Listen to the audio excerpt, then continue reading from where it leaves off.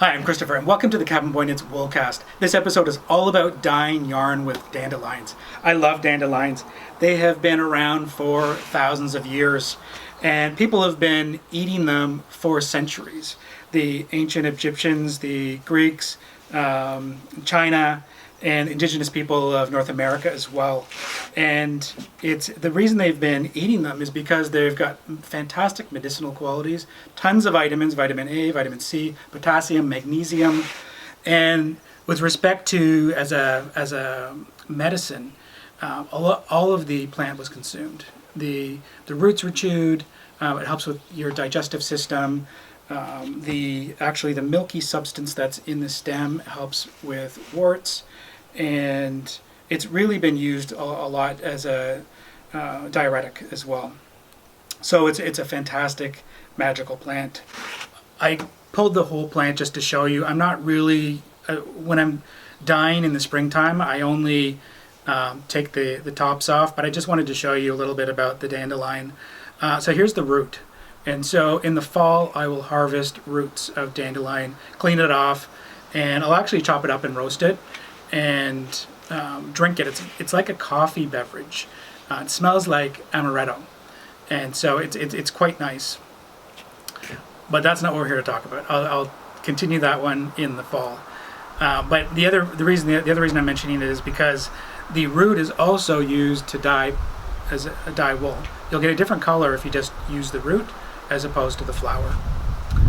But I won't tell you what color it is. You'll have to wait till the fall when we do some dyeing. If these look familiar, the leaves, it's probably because you've seen them in your salad. So a lot of people put the leaves in salad, and it's quite nice. And then the head. The head is what we'll be using today to dye with. You know, when I was a kid growing up, people viewed dandelions as a pest, and because I grew up in the city, and no one wanted dandelions on their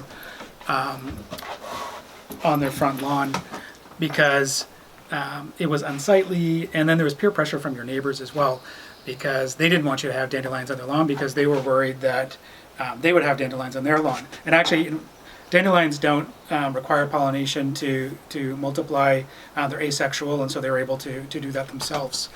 But you know, my uncle is from the country, and he used to make wine out of dandelions.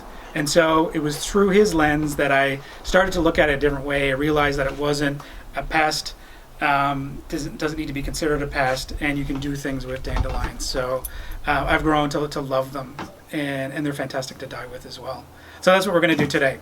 So the first question, how many dandelions do I need in order to dye yarn with? And so the answer to that is figure out how much yarn you want to dye, and then get the same weight of that dried yarn in dandelion heads or in dandelions. And so that's what I did yesterday. I was actually lucky enough to have my daughter and her friend Dominique and Alex help, and so we went and pulled a bunch of heads of dandelions off, and it was the same weight, equals the same weight as about 10 skeins of yarn. So that's what I'm going to be doing today. I'm going to be dyeing with that ratio. So you get your dandelion heads, and some people will pick off the green part of the dandelion, and I don't do that. What I do is I just snap it like that, and I will put this in. I actually picked this dandelion about 20 minutes ago, and look at how, and it was wide open, but the head closed because I'm in the shade right now, and I pulled it out of the ground. But it doesn't really matter. But I do like to use fresh dandelion.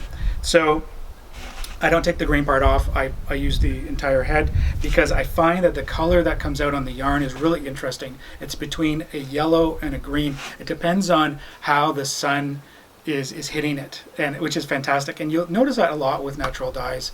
It takes on different colors depending on the lighting.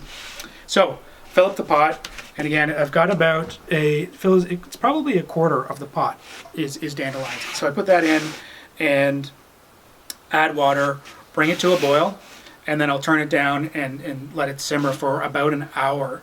And then I will check it and see what the color's like, and I'll probably either turn it off or turn it down to a very low heat. or then I'll keep checking it. And then when I look at it and the dandelions have dropped to the ground or dropped to the bottom of the pot, I'll know that I'm done. So I'll just give you a sense of what that looks like, what the color looks like. So that's it. I'm hoping that the camera picks that up. So it's kind of like an ale almost. So I've let that sit in, and now what I need to do is I need to strain this. So I'm going to take this out. It's really heavy. And I'm going to strain it.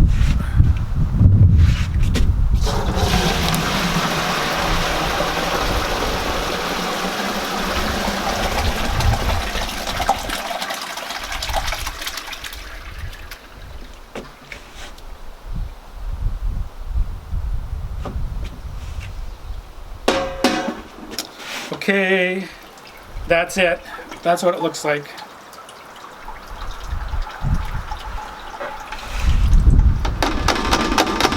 So what I'll do with this is I'm going to put it in my compost.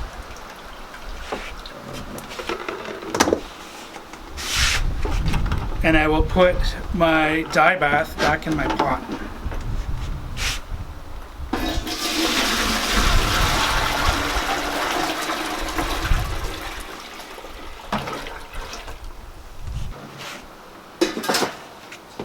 So I've got my dye pot ready, and I've got a couple of options. I can either add a mordant into here, into my dye pot, or I can mordant my yarn.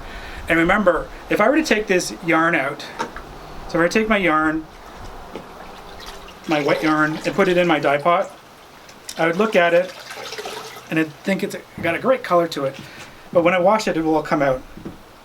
So you really need to have a mordant applied to the wool in order for the dye pot color, the color in the dye pot, to attach itself to the yarn and stay there. So what I decided to do was pre-mordant my yarn.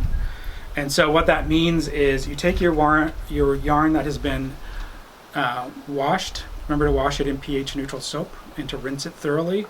So I take my washed yarn and I have a pot of water boiling.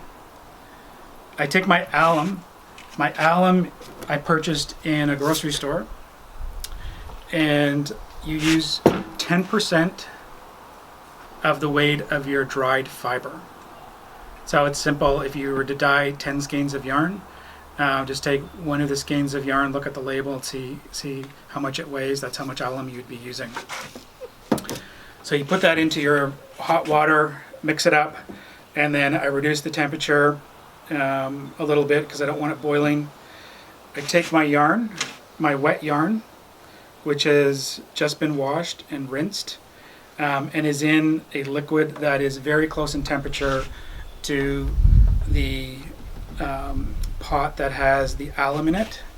I take my yarn out and I'll put it in the pot that has the alum in it, and I will let that simmer for at least 20 minutes, 30 minutes. Sometimes I just turn the dial off and let it sit overnight. Then I will take my yarn out of that pot and rinse it. And don't worry, you're not going to wash away the mordant or the alum that's already on the fiber. Don't worry about that. And then I leave it in. Then you've got a couple of options. You can either take it out and let it hang up and then use it whenever you want to use it, or you can have it in a pail with warm water and have it ready for your dyeing. So remember, when we want to use this dye pot, when we're ready to use this dye pot, the fiber needs to be wet. It needs to be wet, and it needs to be in a temperature that's very close to the dye pot. So you can let your dye pot cool off and then slowly heat it up again. That's probably the best thing to do, because you don't want to shock the yarn. You don't want to bring it from one temperature to another, and if there's a significant variance in temperature, you could damage your yarn. And so I try to have very close to the same temperature. I have a thermometer that I use, but to be honest with you, most of the time I use a touch. I just stick my hand in this one and stick my hand in this one. If it feels similar, then I'm ready to take the yarn from the pre-mordant bucket and put it in my dye pot, and that's what I'm going to do now. I think we're ready. take one. And when you're wringing this out, gently squeeze it.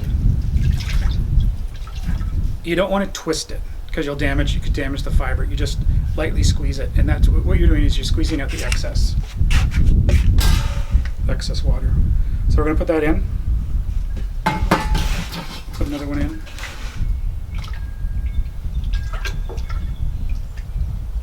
And again, the temperature is very similar in this bucket to the dye bath. We don't want to shock the yarn.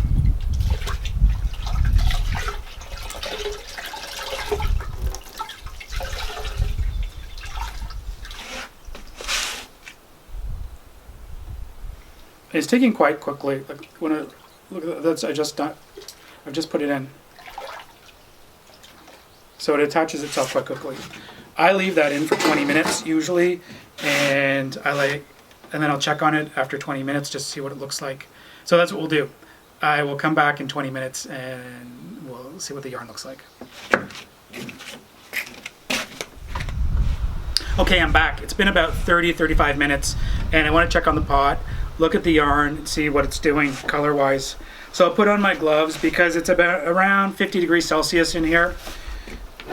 So we'll check it and see. This is my favorite part of dyeing. I love diving in and checking to see what color the yarn is. So with gloves on, it's not too hot. Remember, when you take it out, what you want to do is lightly squeeze the dye bath out of the yarn. You don't ever want to twist it because you can damage the yarn. I'm hoping the camera picks this up. This is a beautiful yellow. It's really nice. So I'm going to take this out now. I love the color. What I'll do is I'll remove this from the dye bath and then stick it in a pot. And the water that's in the pot will be very similar. It'll be around 45 degrees Celsius. I want to be as close as possible to the dye bath so you're not shocking the yarn. And then I will rinse it out there and then let it dry. Then give it another wash. One of the wonderful things about Dandelion is it doesn't take a lot of water to clean it. And the color that you see on this dye bath is very similar to the end product. I want to show you some yarn that I dyed last week, and this is with Dandelion, and this is from the same dye pot. And the reason why it looks different is because this one is merino superwash and this one is Canadian wool, and it's not superwash. And superwash, oftentimes you'll look at the wool and it's got a very intense color, and it's the plastics that are in the yarn that pick up that intense color. So I wanted to show you a contrast between the two. Both are great, and both are great shades as well. One of the other things I wanted to mention was I found it difficult to take photos of this yarn, and it's usually the case with a lot of natural dyed yarns because it reacts differently to light. And even when you take it outside and look at it under different conditions, you will notice that it changes in color a little bit, and that's one of the wonderful things about natural dye. So this may come off as a green, may come off as yellow, or somewhere in between.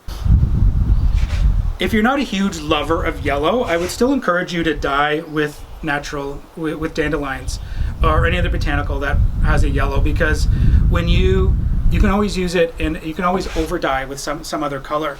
And so with this one, I took my dandelion dyed yarn and then I over dyed with indigo, very light indigo bath, because I didn't want the blue to overpower, and it came out this beautiful green. I'm so happy with it. So I will be making socks out of this. I've got a brown that's going to complement the green. It's going to look like chocolate mint, but I'm really happy with that. So don't give up on the yellows. I hope everybody enjoyed this episode. I really enjoyed it. I'm so excited this time of year. It is spring and the flowers are coming up now. I've got the lilac trees and they're going to be at peak in a couple of weeks. So this is such a wonderful time of the year. I'll be doing a ton of videos because I just love dyeing with the botanicals that pop up in the springtime. So I'll be sharing that with you as well. So if you enjoyed it, come back for more. Have a great week, and I'll talk to everybody soon. Take care. Bye-bye.